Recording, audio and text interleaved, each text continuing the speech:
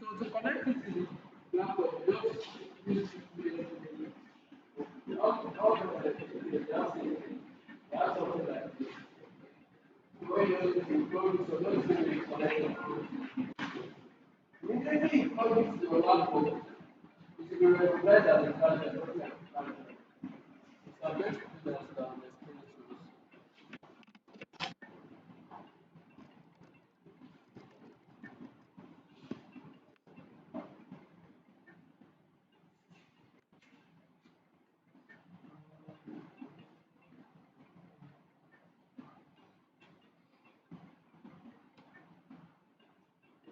I think this one is still loading, so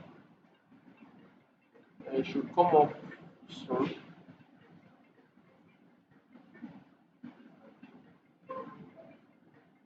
See? I usually do like this sometimes. So come up. Yeah. So this is how it comes up. Sometimes it shows Germain here. This is a Germain product. Sometimes it shows Germain here. Okay. So when you open this one, you will see Germain. Alright. That's the provider of the hardware. Okay, you see better custom maps, blah blah blah, GPS, JPEG. This is where you add images. And for custom maps, you can actually add a drone image here, a georeference image, or a satellite image on this custom map. So far as georeference, there's a video we did on YouTube sometimes past, how you can overlay a base map inside your GPS. So instead of you just seeing points, line, and polygon, you can actually see an image reference underneath it. But you must make the image as low as possible in the size, that's the kilobytes. That's one of these things. Once you make it in small kilobyte, you can put it in the as a base map. Make sure it's reference or else it should not be added anywhere. So once when it is reference, it will overlay on the location you are working on. For example, if you have a satellite imagery of the whole of Ikeja, all right, you can georeference it. Georeference is under section for another class. You can georeference it and overlay it here. There's a video on YouTube like that under Geoinfotech something, yeah, channel. You can see how to georeference a Google Earth map and add it to your GPS device. So now, but what we are concerned about in this section is the GPX folder. So inside this GPX folder, you see several other points you must have picked in the past. So what you just do, you sort by date. All right. Today's date is 1st of October, Independence. That is what you have there. So this data is what you'll be copying to your system. Do you understand? Are we all together? So this file is what you'll be copying. You can copy it and create a new folder inside your C drive. It's always good you save it inside your C drive so that you don't have issues accessing it.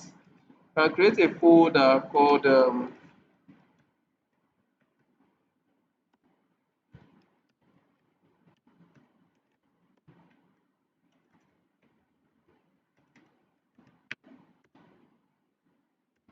right, then you save it. Once it is saved on your C drive, the next thing you can just do is probably open your ArcMap. And when you are launching your ArcMap, make sure that you are observant of the coordinate system you are working on. Very, very important. Anytime you launch a new ArcMap, map, always make sure that you are working on the right coordinate system. All right. So let's just, if you are not sure of the coordinate system you're working on, just don't assign anyone. Just cancel it. Automatically the software will pick it once it sees the first data that has been uploaded to it. Alright. So to add the GPX file, what you just do is you can click on this Arc toolbox. It's one of the that's one of the windows you use in one of the geoprocessing tools you use in accessing a lot of other analysis tools for your software. If this is giving you much time, just open Arc Catalog. Arc Catalog opens faster compared to Arc Map. But that's only if you want to just analyze your data. You don't want to display your map. Alright. So once I do this, the next thing I'll do is you see conversion tools. That's simple as that. Once you go to conversion tool, you see from GPS. Okay? You are converting from GPS, then you see GPX to feature. Another name for feature is shapefile. Another name for shapefile is feature class. Like that. Okay? Then once you click on feature, it's as simple as it is. Just input the GPX file here and input where you want to save your file. Okay? Once you input the GPX file, next thing you do is scroll down to where you have the folder you saved as workshop. Saved as workshop 10. Are we together? Alright. And you click on open and you see your file here. Okay? That's the GPX extension. And you click on open.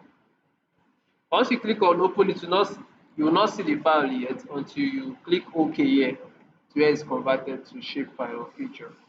Alright, make sure that you know where you're saving your file. Either you save it in that same folder you just created.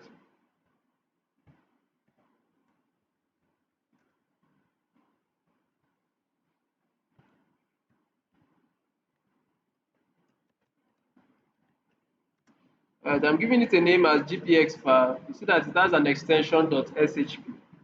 Alright, that's shapefile extension. And you click on OK. And when you click OK, that's when you can now see display of your map. Once it's done, it will be added to the layer here. If you are not sure of what you are doing, you can check on processing and check results under processing.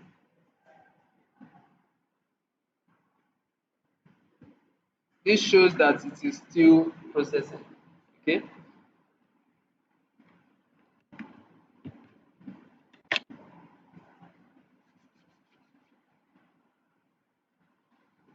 Like I said, if ArcMap is taking too much time, you can just launch Arc Catalog. Just the same way you open ArcMap. Launch Arc Catalog and it can make it faster or something like that. Most of the time, I prefer to use Arc Catalog. It makes the work faster or it speeds up the results.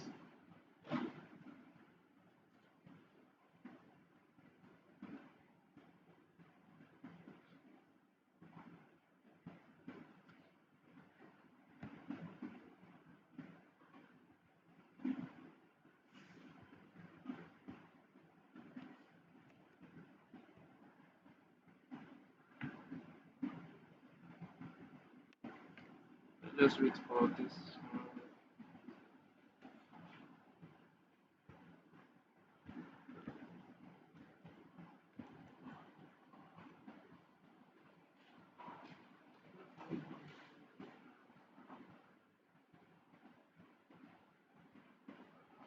It's not supposed to take up to 1 minute.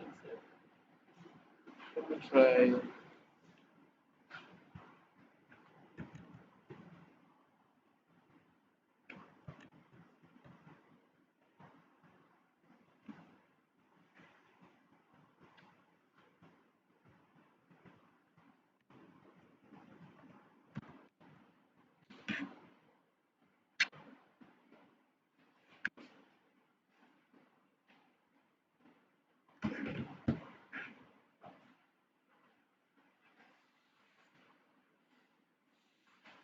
So you see that it's faster when you use our catalog. That the result has come out. So, but you will not see the file displayed here. So what you just do is, you see in ArcMap is still processing. So ArcMap sometimes takes time to get. This is just a real example of how ArcMap takes time sometimes. So you can add your data here. Sorry, let me locate yours.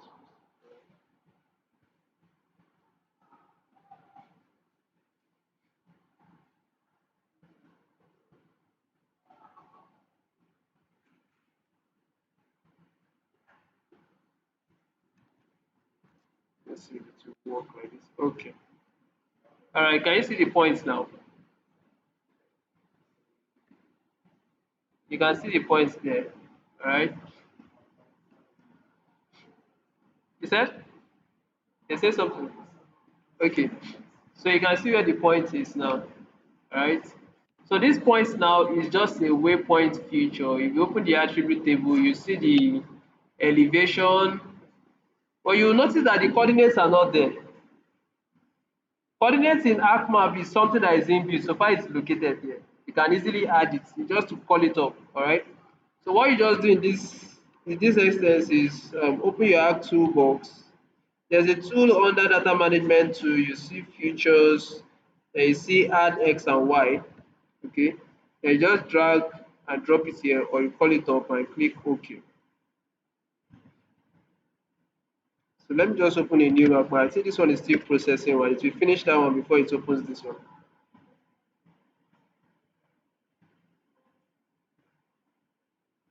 Let me just open a new app map. So sometimes if your app map is giving you issue, is it that you launch a new one, close your system and start it and open it again, or use that catalog? If you use that catalog, it gives you results faster. But that catalog will not display the new app yet. So you can just launch a new app map or restart the system, then upload your data there. So one thing about GIS is once I created the analysis or I converted the GPX file using our catalog, right? Then from our catalog result, I dragged it from here into the new ArcMap. You understand? The reason why I dragged it from here is because I didn't save it in our C drive. I just saved it somewhere I can't really remember. So I just dragged it from there. So this one I can just add the map. Sorry, I just drag this one and put here. You can see our results here. All right. So you can add X and Y data by feature, then add X and Y.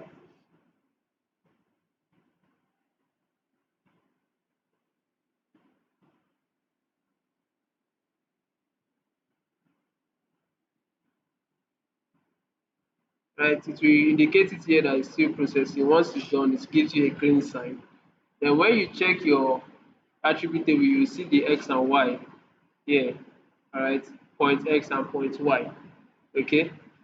So in case you want to label your map, I don't know if I'm too fast. Hope I'm not too. All right. If you want to label your map, you can right click on this waypoint and you see label feature.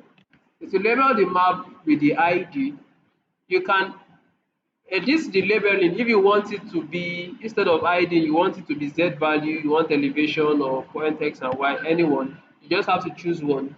If you want to choose more than one, you have to use VB script or Python. All right. So let's just change this to let's assume we want to pick for you can double click on it or you right click and go to properties. All right, under your properties, that's where you go to labels. Everything that concerns label it's here. All right, you change this one to whichever column you want using the attribute table. All right, do you understand? So let's just assume we are working with ID. Let me see if I can insert or load one of these extensions. Okay, now let me explain this extension to you. This one is more of this VB script. All right. In case you want to label one or two columns, you have a column, but you want to also label the longitude and latitude. You understand? So what you just do is you see this, you give it a name or a column like ID. That's ID. You can put comma. Then to separate it, you just use and. Then you can put another one again called maybe point this one and point Y.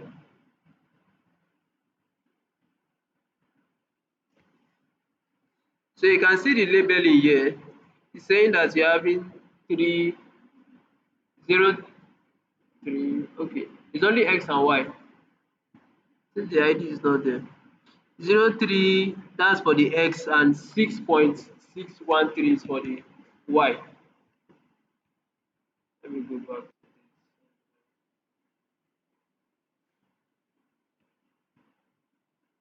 And,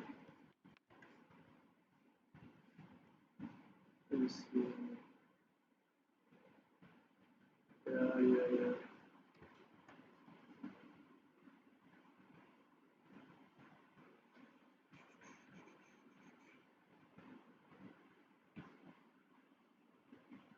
I think it's only picking the coordinates. We'll get back to that later. I hope you understand the idea of this whole thing. So now we're able to pick the coordinates for X and Y.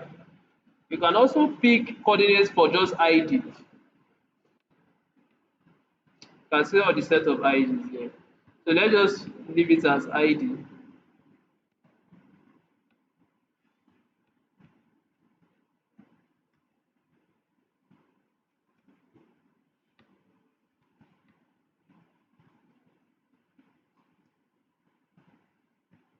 You can increase the size of your map to maybe 16.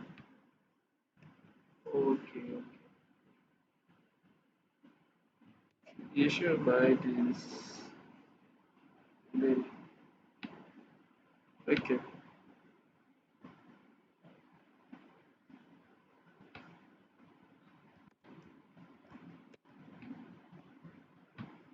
Let me see if it will work with this.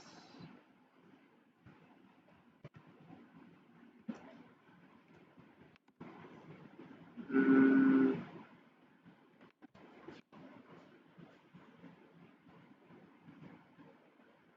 okay, we're having too many points here.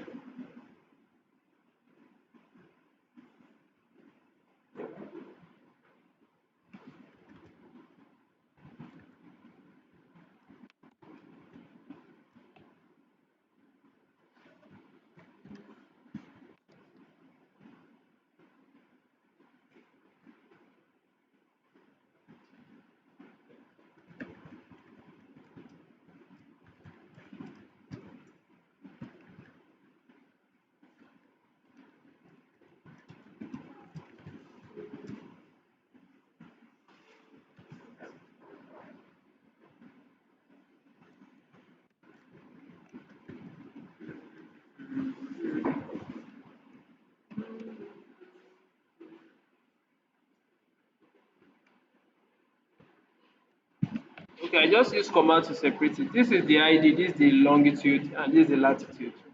You understand? I just use command to separate it. So for um,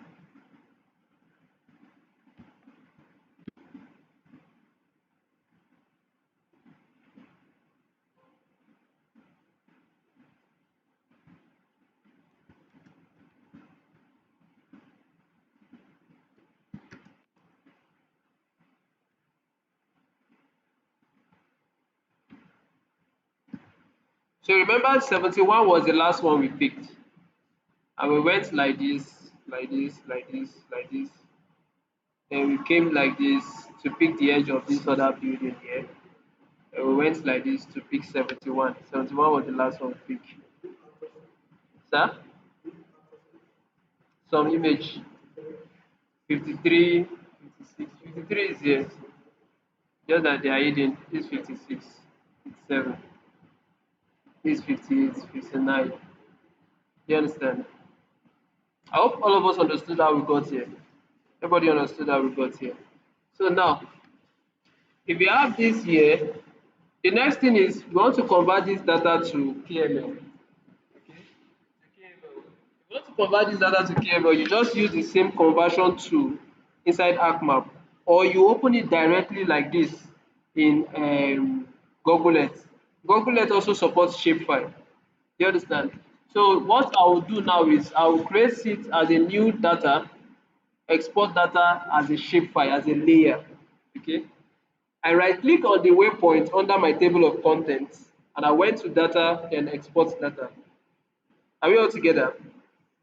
Hope you understand. Hope I'm not too hope you understand the whole process. I went to data and I went to export data. Yes. You don't understand? Okay.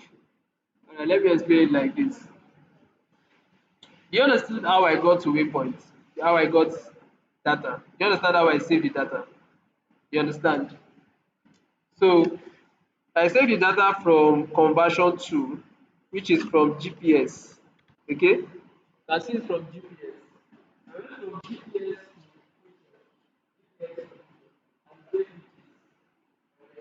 so now you can do this. I want to now convert this to your own documents. Yes, I got it. You are not there.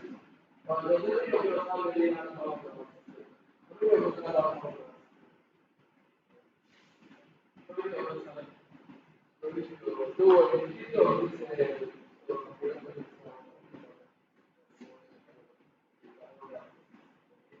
not data for education. Your phone number, your email, this is your WhatsApp. I want to this kind of phone.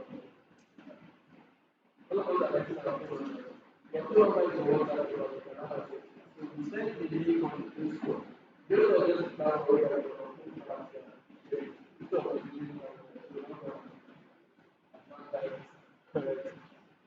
so now the next thing I just want to do is just open Google Earth. As simple as that. Go to file, then you see import. Okay, you see import there. These are the extension of what Google Earth supports. So I don't know if GPS is along there. So if you notice that GPS, you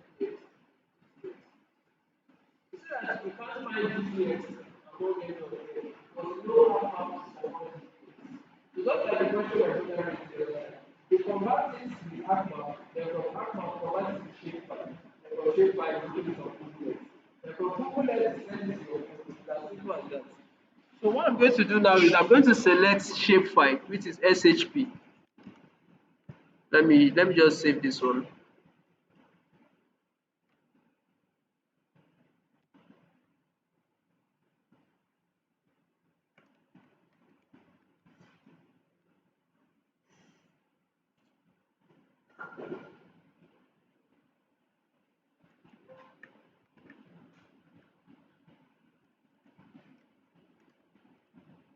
Okay.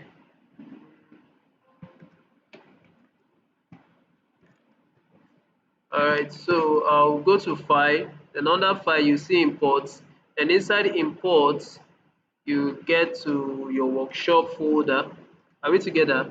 Inside workshop folder you won't see anything until you change this one to SHP, or you just use all. Scroll down, you see all files. Alright, since we're working with SHP, you see all the SHP files. Okay, this is the first one we created before, this is the other one. So you click on GP, sorry, I use GPC, it's supposed to be GPX. And once you click OK, it tell you do you want to apply feature to the template style. You can click on yes. Then if you have an existing template, maybe design or font and the rest, you can choose use existing or you can create a new one. You click OK. Let me clicking OK, OK. Then if you want to name your field, you can label it as maybe with the name, that's the ID. Okay. Then you selected the ID to label your field and you click OK and you click save. And to take you to the location of where we pick those points. It will not be highlighted here until you enable it here. Okay, this is GPX file. You can see them here. Okay.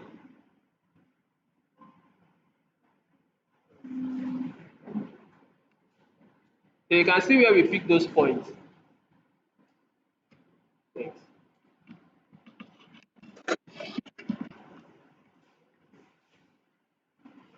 We can also see where we pick those points. The last one was here. So you see that to some extent it's actually accurate. But you notice something. This point we picked was close to the wall. You notice? Who picked this point? Number 70. Number 70, good. He picked it close to the wall, but it is showing it that it is here. Shows that their level of accuracy is not about, let's say, 2 meters or something. So now let's just calculate how many meters it is from here to the wall.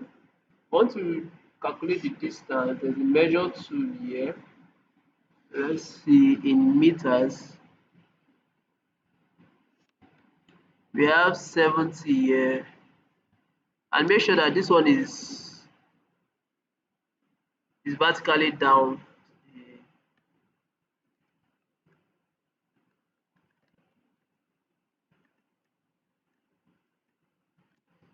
All right, so from here to, yes, how many meters? 2.31.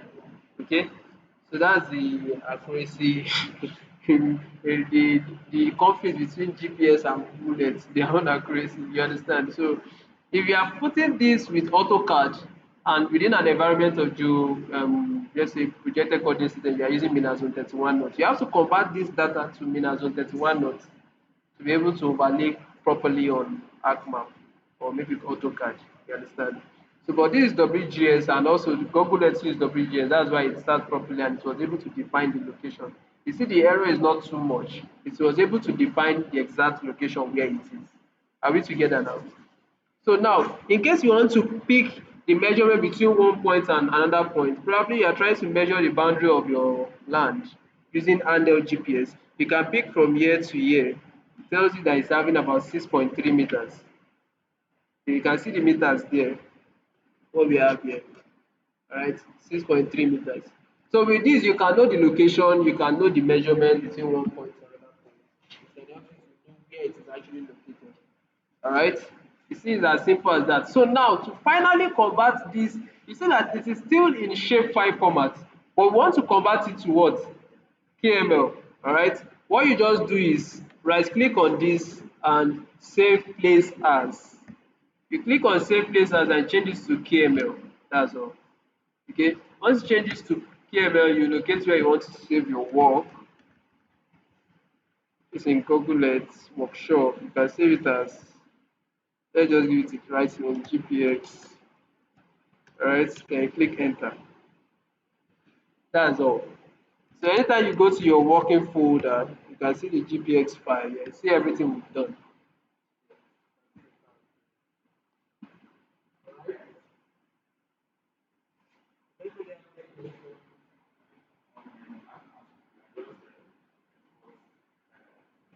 Yes, so that's what you can convert. There are a lot of conversion tools on ArcMap. You can see from or to KML. You can see it's here, layer to KML. So when you convert it, you know that ArcMap to KML does not support GPX to KML. So the idea of this the whole thing, you can use GPX to feature, then feature layer to KML. You understand?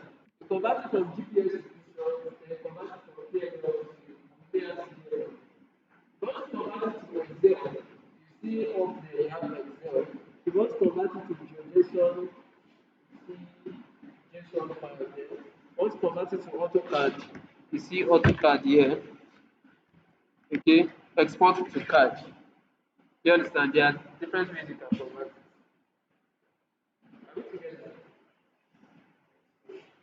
So all the attributes information, if you want to get them here, you just open the attribute table. When you right click, open the attribute table and you see the information there. The date you captured, symbol might not be necessary. The name saved as the ID. Okay, name is saved as the ID, and that's basically it. Right. So, do you have any questions?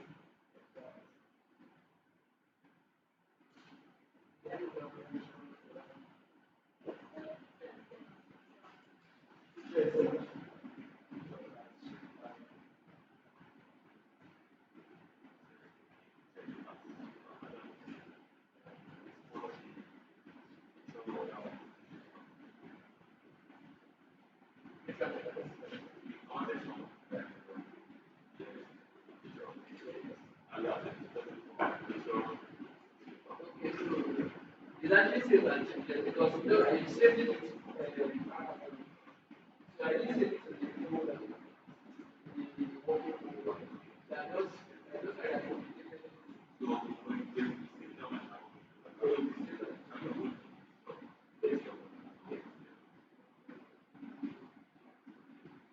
So the reason why I said picture is same as shapefile is just the language. You see here they use picture, but when we are saying it, that's extension of your message. Makes it. And when you are creating shapefile, that's what it does. Same thing as picture, just the another one for map here, you see from layer to map or picture to map. Another one for map is just everything on that layer is map. Everything you have on your layer is called as map. Yeah, just the kind of example. Let me show you for example. You know in Google Earth, you have all of these, the temporary places, contour, everything. You want to save everything as a whole, as a compressed file. So that anywhere you open it on the software, it will bring everything as a whole. This one will be saved as a layer. We call it a layer. This one too, they call it a layer. But when you are working on, everything here is called a layer. But when you are working on, you see something like map to KML and you see layer to KML. This layer now is referring it to as shapefile, each layer one. But this map is representing it as everything. Do you understand? Representing as everything is kind of somewhat confusing, but it's just the language or the term we use to pronounce it. I don't know if anybody has any question.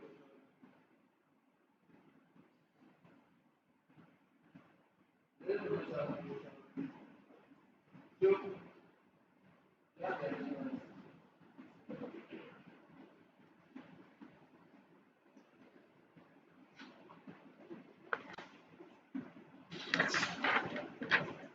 alright. Um, in our right, half is please off. And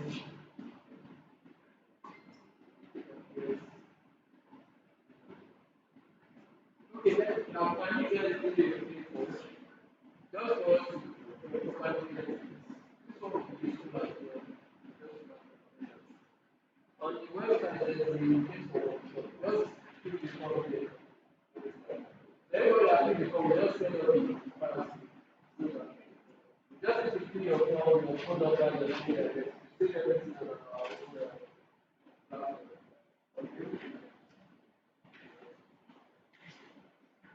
Okay.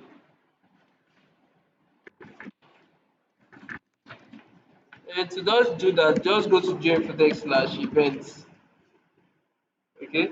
gfotech.ng/events.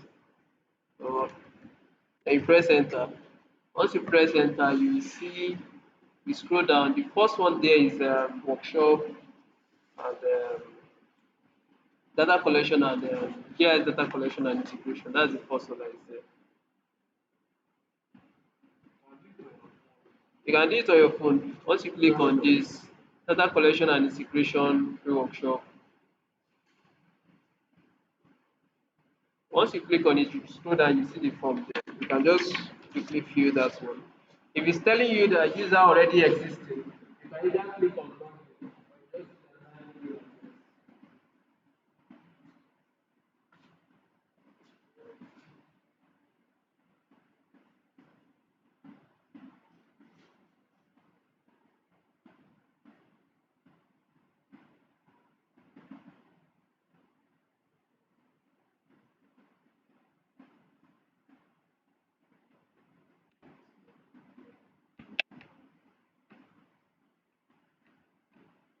this way you can just fill the form and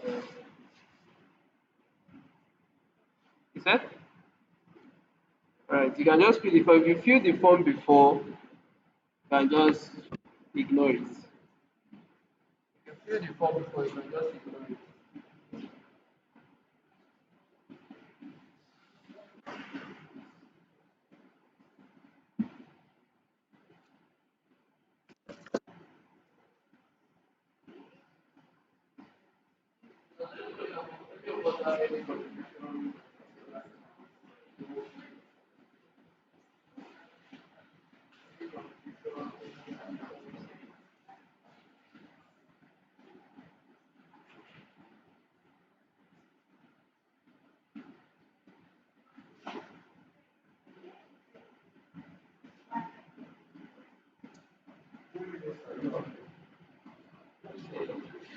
Is that workshop coming up?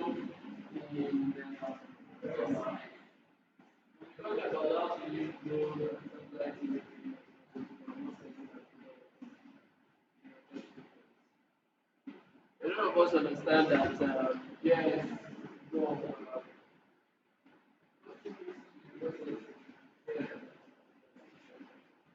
so once you get understand of how you can add, get access to not GIS data, but just GIS data to process data and now we can use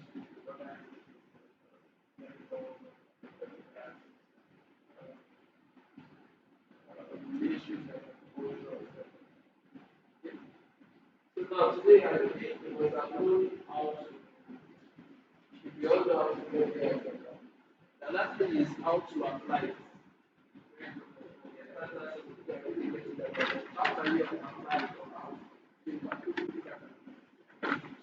main purpose of analyzing data is also to make recommendations, proper procedure to carry out project.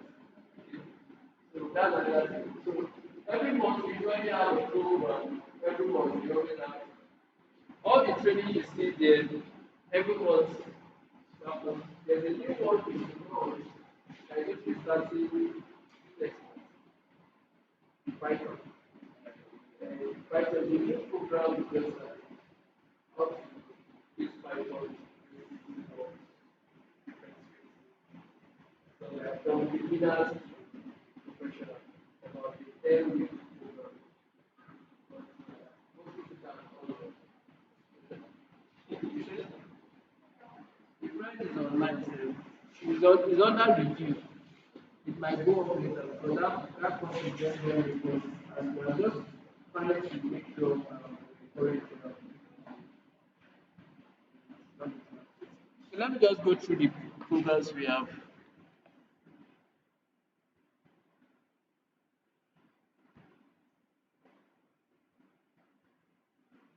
For those of us that want to learn how to fly drone, how to use drone to capture pictures, you also want to do flight plan. You can learn how to fly drone. You want to learn how to operate drone. Like there are two stages in the drone part. There's a beginner stage and a professional stage. The beginner stage is more of a professional part whereby you know how to control it professionally. The professional stage is also how to apply it. Okay. And so we have the beginners in GIS. For those that are into GIS, that want to know about GIS, also want to know about coordinate system, how to capture data, how to georeference, how to geocode, geotag, how to digitize, and also how to convert different layers to different platforms. And you want to know about coordinate system from scratch. And also you want to learn about how to create a map. Okay, you can go through this process. So we have a beginners class, we have intermediate class, we have advanced class. The intermediate class, the difference between intermediate GIS and beginner GIS is that intermediate enables you to carry out analysis, do analysis in that. Know how to do analysis, also how to apply Python, using Python to do proper stuff like that. And also it will teach you about how to map, create a layout map. There's a map we published on our website last month. I think it's Osun State map also. So you see maps like that, teach you how to create maps like that. So but the advanced stage is really advanced about how to do a lot of analysis, flood modeling, remote sensing and code like that.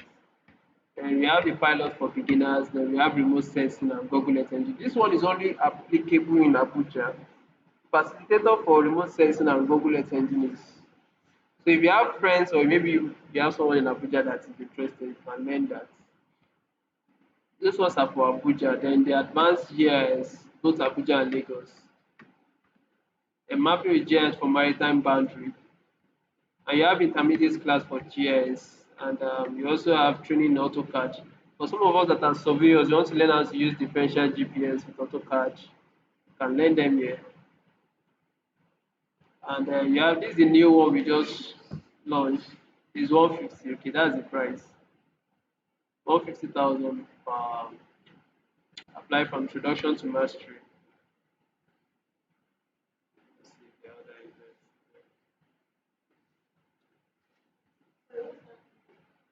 events. AgPy. You said? AgPy, yes. It's a framework in GIS for Python.